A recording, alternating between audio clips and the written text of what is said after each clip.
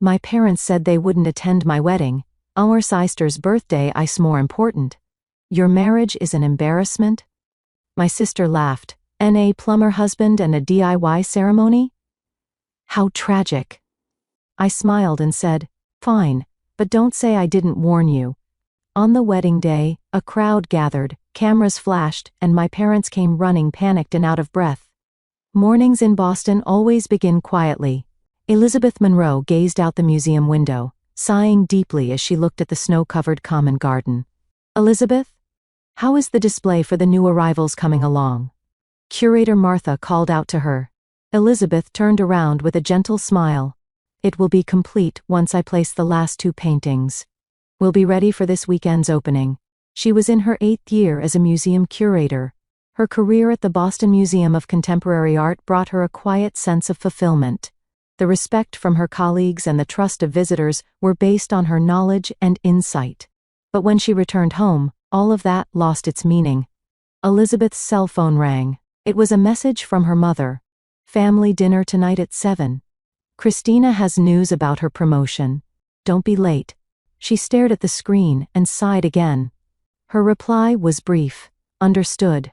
This was the typical exchange between her and her parents. That evening, Elizabeth stood in front of the Monroe family mansion. Her father Robert was a renowned businessman in real estate development, and her mother Patricia was a pillar of Boston's high society. For them, success meant social status and financial power. Elizabeth, you finally arrived. Patricia greeted her at the door. Her mother's eyes held that familiar hint of disappointment. That outfit? Did you come straight from the museum? Elizabeth looked down at her simple pantsuit. I wasn't told it would be a fancy party. Well, family gatherings are just as important as parties, Patricia said, lightly embracing Elizabeth's shoulders. Christina is already here. Your sister is absolutely radiant. In the living room, Father Robert and Christina were laughing together. Christina was dressed in a Gucci dress with perfect makeup, standing next to her father. Since she had begun building her career at a Wall Street investment bank, her parents' attitudes had become even more obvious. Elizabeth was not the talented daughter. You're here. Christina turned with a dazzling smile. Listen. I've been promoted to associate director at Warren Investments. I'm the first person in their history to reach this position in their 20s. Robert smiled proudly. The star of our family. I'm truly proud of you, Christina.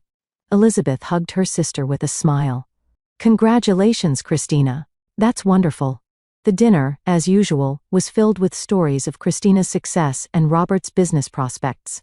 Elizabeth's work at the museum was dismissed as merely a nice hobby. Elizabeth, don't you think it's time to consider a serious career? Patricia said while pouring wine. Art is wonderful, but there must be a place where your talents could be better utilized. Perhaps at your father's company. Mother, I'm satisfied with my work, Elizabeth answered calmly but firmly. And I have something to tell you. The table grew quiet. Elizabeth casually raised her left hand, showing a simple but beautiful engagement ring. Michael has proposed to me. And I've accepted. After a moment of silence, Christina stared intently at the ring. What? You're marrying that plumber? He's not a plumber, he's a plumbing technician, Elizabeth quietly corrected. Michael Foster is sincere, kind, and someone who really listens to me. Robert and Patricia exchanged glances. Their eyes clearly showed disappointment. You could surely find a better match. Patricia was the first to speak. Christina has many wonderful young investment bankers among her colleagues. Harvard and Yale graduates. Michael is the person I've chosen, Elizabeth said quietly as she continued eating. Her voice carried a rare, firm resolve. That night, Elizabeth remembered the day she met Michael a year ago. The museum's pipes had burst, and he came to fix them. The serious look in his eyes as he worked, and the intellectual curiosity he showed about the exhibits after the repairs. After sharing coffee, their relationship developed naturally. Michael listened to her and respected her passions. That was something she couldn't get from her family. Elizabeth returned to her apartment and called Michael. His warm voice penetrated deep into her heart. How did it go? Michael asked. As expected, Elizabeth laughed, looking up at the starry sky outside her window. But it's all right. We have our own life. For the first time in a long while, she felt the joy of being completely herself. On a Saturday afternoon when spring sunlight brightly illuminated the streets of Boston, Elizabeth and Michael were making wedding plans in the living room of their small apartment. On the table were florist catalogs, a pamphlet from a small church, and a handwritten guest list. "How about the last weekend in May?" Elizabeth pointed to the calendar. "It'll be after the big exhibition at the museum, and the weather should be nice." Michael put his arm around her shoulder. "Sounds good. I want a small but heartfelt ceremony. What do your parents think?" Elizabeth hesitated for a moment. 2 weeks after announcing their engagement, there hadn't been a word of congratulations from her parents, not even a phone call. Still, she couldn't help but hold on to hope. "I'll go tell my parents the official date today," she resolved. That evening, Elizabeth visited her parents' home. Sipping coffee in the reception room, she carefully began to speak. "We've decided to have the wedding on May 28. It's going to be a small ceremony, but I'd like the whole family to attend." Robert and Patricia looked at each other. Patricia spoke first. "May 28th, she frowned. "That's Christina's birthday. Such an important day." Elizabeth was surprised. She hadn't realized it was her sister's birthday. "Oh, that's right, I forgot. Well, we could change the date a bit." "Change?" Robert raised his voice. "You shouldn't change Christina's special day. She's planning a grand party for that day." "Is she?" Elizabeth was bewildered. "I didn't know. Then perhaps we should change our date. The weekend before." "Or no, Elizabeth," Patricia interrupted with a harsh tone. "The problem isn't just the date. We simply cannot bless your marriage to that plumber." "Michael is not a plumber, he's a plumbing technician," Elizabeth quietly corrected. She took a deep breath and continued. "And he's a wonderful person. If you met him and talked with him, you'd understand." "There's no need to meet him," Robert said coldly. "A Monroe daughter marrying such a working-class man. Think of our social standing." At that moment, Christina returned home. She entered the room cheerfully, carrying expensive shopping bags in both hands. "What are you all talking about?" she asked curiously. "Your sister plans to have her wedding on May 28, Patricia explained. "Your birthday." Christina's expression darkened. "What? On my birthday? That's impossible. I've already planned a party at the Plaza Hotel." "We've told her we can't attend," Patricia said, moving closer to her daughter. Elizabeth quietly stood up. "I understand. If you can't come, there's nothing to be done about it." Christina looked down at her sister with contemptuous eyes. "And you're really going to marry that plumber? How can you imagine what kind of wedding it will be when he has no money? Probably some cheap DIY thing? Aren't you embarrassed?" Elizabeth felt a pang in her chest. However, she maintained a calm expression as she answered. "Our wedding will be true to who we are. Michael and I love each other for who we are as people, not for appearances or social status." "How touching," Christina said sarcastically. "But face reality. You're a museum employee, he's a plumber. A wedding between the two of you would be an embarrassment to the family." A moment of silence passed. Elizabeth took a deep breath and said quietly, "Fine. If you don't want to come, I respect that. But don't regret it later." There was a strange conviction in those words. But none of the family noticed it. After Elizabeth left, Michael hugged her. "Are you okay?" "Yes," she smiled. "We'll have a wonderful wedding, even if it's just us." Michael gently kissed her hair. "Don't worry. I need you. That's all that matters." Over the next few weeks, Elizabeth and Michael immersed themselves in wedding preparations. They booked a small historic church in the Boston suburbs and planned simple yet elegant decorations. The invitations were handmade, each one imbued with their feelings. Colleagues from the museum and Michael's friends sincerely congratulated them on their marriage and helped with the preparations. Meanwhile, Elizabeth's parents and sister seemed to have forgotten about her wedding as they busied themselves with preparations for Christina's birthday party. Occasionally, messages from her mother contained implications like, "There's still time to reconsider." 2 weeks before the wedding, Elizabeth visited a small boutique for the final fitting of her dress. It was simple yet elegant, highlighting her beauty. "You look absolutely beautiful," the store owner exclaimed. "Your family must be so proud." Elizabeth smiled. "Yes, I'm sure they are." She gazed at her reflection in the mirror. On their wedding day, she and Michael would become a new family. They would build a family that respects and supports each other. With that thought, the sadness of her parents' and sister's absence began to gradually ease. On the last Saturday in May, the small historic church in the Boston suburbs was bathed in gentle morning sunlight. Colorful spring flowers bloomed around the stone church. In a small preparation room, Elizabeth was making final adjustments to her wedding dress with the help of her friend Jennifer. "You really are beautiful, Elizabeth," Jennifer exclaimed in admiration.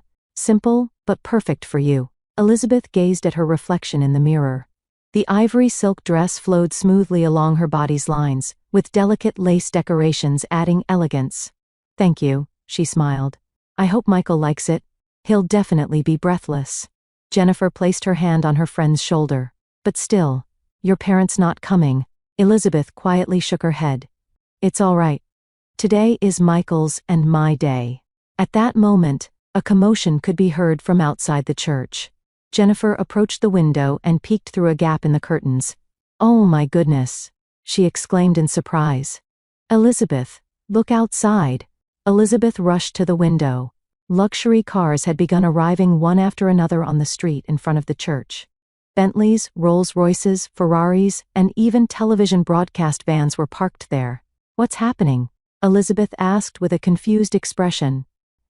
There was a knock at the door, and David, Michael's best friend, peeked in.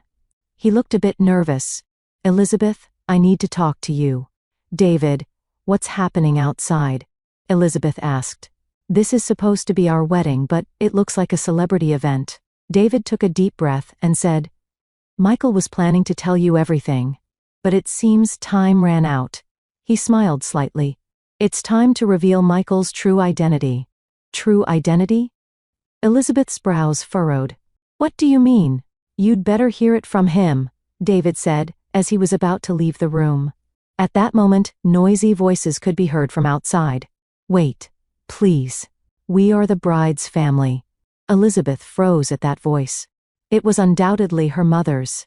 "I'm sorry, but you cannot enter without an invitation," came the security guard's reply. "What? We are her parents." This time it was her father's angry voice that echoed. Elizabeth picked up the hem of her dress and hurried into the hallway. At the entrance to the church stood her parents and Christina, their faces drained of color. Her mother was dressed in expensive clothes. Her father wore a formal suit. Christina was wearing a designer dress, clearly having rushed to get ready. "Mother? Father? Why are you here?" Elizabeth asked, trying to appear composed. The three of them turned to Elizabeth at once, their expressions mixed with surprise and confusion. "Elizabeth." Patricia rushed toward her. "What's going on? Why are the Andersons here?" "The Andersons?" Elizabeth asked, looking confused. "This morning's news," Christina said excitedly. It reported that business tycoon on Michael Anderson's wedding would be held today. And the photo of the venue was this church. "I got a message from my friend asking, 'Is it true your sister is marrying an Anderson?'" Christina continued, "At first I thought it was a joke, but it was trending on social media as the wedding of the Anderson heir." "Michael Anderson?" Elizabeth quietly repeated. "Of Anderson Construction." At that moment David appeared again. Behind him was Michael, dressed in an elegant tuxedo. Michael looked into Elizabeth's eyes and smiled apologetically. "I'm sorry I didn't have time to tell you," Michael said quietly. Elizabeth approached Michael and said in a low voice, "Michael, what's going on? Are you part of the Anderson family?" He took a deep breath and nodded. "Formally, I'm Michael Anderson Foster, the heir to Anderson Construction." The color drained from Elizabeth's face. Anderson Construction was a global construction company, listed among the Fortune 500. "Why did you keep it secret?" she asked in a faint voice. "I never meant to deceive you." Michael looked at her with sincere eyes. "Before taking over the family business, I was training as a regular plumber to understand the field. And then I met you. You saw me for who I was, not for my status or wealth. That made me happy." Elizabeth was at a loss for words. During their year of dating, there had been mysteries, like how Michael occasionally gave expensive gifts or easily secured reservations at impossible-to-book restaurants. But she had considered these mere coincidences. "But why didn't you tell me?" "When your family refused to accept our relationship because of my occupation, I thought about telling the truth," Michael explained quietly. But it felt like I would be using my wealth and status to prove my worth, and I wanted to be accepted for other reasons. During this conversation, Elizabeth's parents and Christina had been staring at the couple with astonished expressions. Elizabeth, Robert finally spoke up. You didn't know? Elizabeth looked at her father calmly. No, I didn't. But that's not important. I love Michael as a person. Whether he's a plumber or the heir to a major corporation. She turned back to her family and said with a dignified attitude, You weren't invited today, were you? Patricia was flustered. But we're family. Yes, Elizabeth answered gently. But you chose not to come to my wedding. You said my sister's birthday party was more important. Christina blushed. But if we had known, Elizabeth interrupted her. If you had known, you would have come. Then the real reason isn't our love but Michael's social status. A moment of heavy silence fell. Elizabeth took Michael's arm and smiled quietly. I'm glad you came on our special day. Please, come in. We'll arrange seats for you in the back rows. Inside the church, many notable figures were already seated. Politicians, celebrities, and business moguls. Many of them were attending out of gratitude for the Anderson family's charitable activities. Elizabeth's parents and sister were guided to seats in the back row, looking dazed. Their expressions showed regret and embarrassment. Christina especially was stunned to find that the wedding she had mocked as cheap had turned into the biggest celebrity event of the year. Michael squeezed Elizabeth's hand and whispered, Ready? She smiled back. Yes, very much so. To the solemn tones of the pipe organ, Elizabeth began walking down the central aisle of the church. Leading her was Frank, the museum director, who had gladly agreed to give her away in place of her father. On both sides of the church stood Michael's family and friends, business associates, and political dignitaries. But Elizabeth's eyes didn't see them. Her gaze captured only Michael standing at the altar. His eyes reflected warm affection and quiet emotion. At the back of the aisle, Elizabeth's parents and Christina stood with rigid expressions. Complex emotions crossed their eyes. Surprise, regret, and shame. Christina especially was speechless to see that the wedding she had mocked as cheap had become the biggest event in Boston society. When Elizabeth reached the altar, Michael quietly took her hand. You're beautiful, he whispered. As the priest began the ceremony, the church was enveloped in solemn silence. Elizabeth and Michael gazed at each other as they exchanged vows of love and loyalty. Their words of promise were simple yet deeply moving. I loved you as a plumber, Elizabeth said with a smile. And now I love you just the same as the heir to the Anderson family. I love all of you. Tears welled in Michael's eyes. From the moment I met you, I knew true love. You saw me for who I was, not for my status or wealth. You taught me that's what matters most. When the ceremony ended, and the couple began walking down the aisle, applause of congratulations erupted from the attendees. Elizabeth and Michael smiled, showing their gratitude to each person. After leaving the church, the reception began at a lush estate in the Boston suburbs. Michael's parents, Jonathan and Elizabeth Anderson, welcomed guests with expressions full of joy at receiving a new family member. Elizabeth, I'm truly delighted to welcome you into our family. Michael's mother embraced her gently. She was a woman of refinement, yet with a warm personality. When Michael first told us about you, I knew from the sparkle in his eyes that you were someone special. My son is a fortunate man, Michael's father added. He was a gentleman in his mid-60s, with a gentle gaze that showed similarities to Michael. We are truly happy that he found you. Meanwhile, Elizabeth's parents and Christina stood awkwardly in a corner of the reception hall. They clearly looked uncomfortable among the notable guests. We should go see them, Elizabeth said to Michael. After all, they are my family. Michael gently held her hand. Let's go together. As they approached, Patricia looked at them with an expression close to tears. Elizabeth, her voice broke. Thank you for your congratulations, Elizabeth said quietly. Robert cleared his throat and began speaking with difficulty. We misunderstood. Michael, about you. It's not a problem, Michael replied politely. I should have been completely honest as well. Christina was looking at the floor, embarrassed. Sis, I am sorry for saying such terrible things. Today is a day of blessing, Elizabeth answered gently. Let's forget the past. The highlight of the reception was the speech by the bride and groom. Michael stood up and took his glass.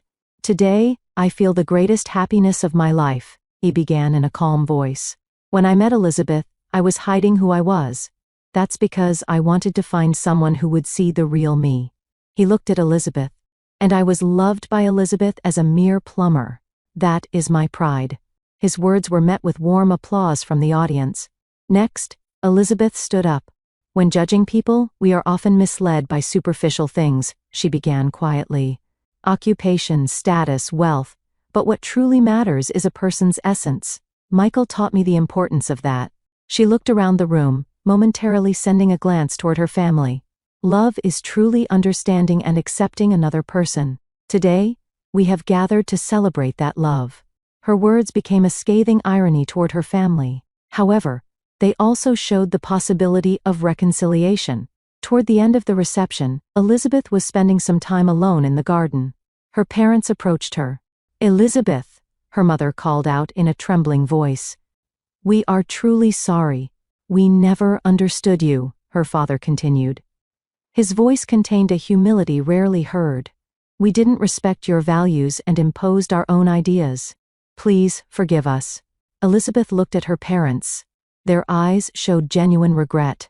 "Today is not a day to seek forgiveness, but to celebrate," she answered quietly. "But the door to rebuild our relationship is always open." Patricia, with tears in her eyes, embraced her daughter. "Thank you, Elizabeth." As moonlight illuminated the garden, Christina joined them. She offered her sister a small gift box. "This was part of my birthday present. But today, I want to give it to you." When Elizabeth opened the box, there was a beautiful antique brooch. "Grandmother gave it to me," Christina explained. "She told me to give it to someone truly precious someday. I realized that person is you." Elizabeth hugged her sister. "Thank you, Christina." At this moment, Michael joined them. He smiled gently and put his arm around Elizabeth's waist. "Family, I look forward to our future together," he said calmly. Stars shone in the night sky as new family bonds were quietly being formed. Elizabeth felt in her heart that today meant more than just a wedding. For her, it was a day that gave her the courage to accept her true self and to demand the same from others. Michael whispered in her ear, "Happy?" Elizabeth smiled. "Yes, very much." A year after their marriage in spring, an opening ceremony was held in the special exhibition room of the Boston Museum of Art for an exhibition titled Community and Creativity as a Bridge. Elizabeth Anderson Foster, arm in arm with Michael, was conversing with invited guests. Her face showed fulfillment and quiet pride. "This exhibition is wonderful, Elizabeth," Patricia Monroe said, standing close to her daughter. "It's truly meaningful to give young local artists an opportunity."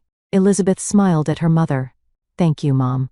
Over this year, the relationship between Elizabeth and her family had gradually changed. It would still take time to build complete trust, but the first step had definitely been taken. Her parents now participated in monthly Sunday brunches and visited Elizabeth and Michael's new home more frequently. "Elizabeth." Christina ran over from across the exhibition room. She carried a bundle of documents in her arms. "The NGO representatives have agreed. They'll participate in the Anderson Foster Foundation's next project." Christina had quit her Wall Street job and now worked at the charitable foundation established by Elizabeth and Michael. Her sharp business sense and energy had become a driving force in promoting the foundation's activities. "That's wonderful news," Elizabeth hugged her sister. Her relationship with her sister had also changed dramatically. The former competitiveness and jealousy had disappeared, and they were now sisters who recognized each other's talents and cooperated. Christina had come to be ashamed of her actions and moved away from career-first thinking, understanding the importance of human relationships. "That's wonderful," Elizabeth Anderson, Michael's mother, approached. "Your collaboration is bearing fruit." Michael's parents had taught Elizabeth what true parental love was. They were always supportive of the young couple while respecting their independence. "Any news about grandchildren yet?" Elizabeth Anderson gently inquired. Elizabeth and Michael looked at each other and smiled. "Actually," Michael said in a lowered voice, "we have good news." That same evening, at a dinner at home, Elizabeth stood up with a wine glass in hand. Gathered around the table were Michael's parents, her own parents, and Christina. "I have an announcement for everyone," she said in a soft voice. "We are going to have an addition to our family." Joyful voices and applause resonated through the room. Jonathan, Michael's father, embraced his son's shoulders with visible emotion. "Congratulations, son." Elizabeth felt that this was the true image of family. Not just blood ties, but relationships of mutual respect and support. She was now surrounded by two families and about to start her own new family. That night, looking up at the starry sky with Michael on the terrace, Elizabeth quietly said, "It's strange, isn't it? If my parents had come to the wedding, would things have changed like this?" Michael embraced her. "Sometimes people only realize what's precious after they've lost it." Elizabeth nodded. In her heart was not regret for the past, but hope for the future. The family she and Michael would build would learn from past mistakes and be founded on love and respect. "I want to teach our child the importance of being oneself," Elizabeth said quietly. "And that true value lies not in titles or status, but in the person themselves," Michael added. In the gentle embrace of moonlight, Elizabeth felt truly happy. Life has unexpected turns. In her case, it wasn't just the surprise that the man she thought was a plumber turned out to be a wealthy heir, but also a journey to re-examine her relationship with her family and learn about true love and respect. "I love you, Elizabeth," Michael whispered. "I love you too," she answered. "Now and always."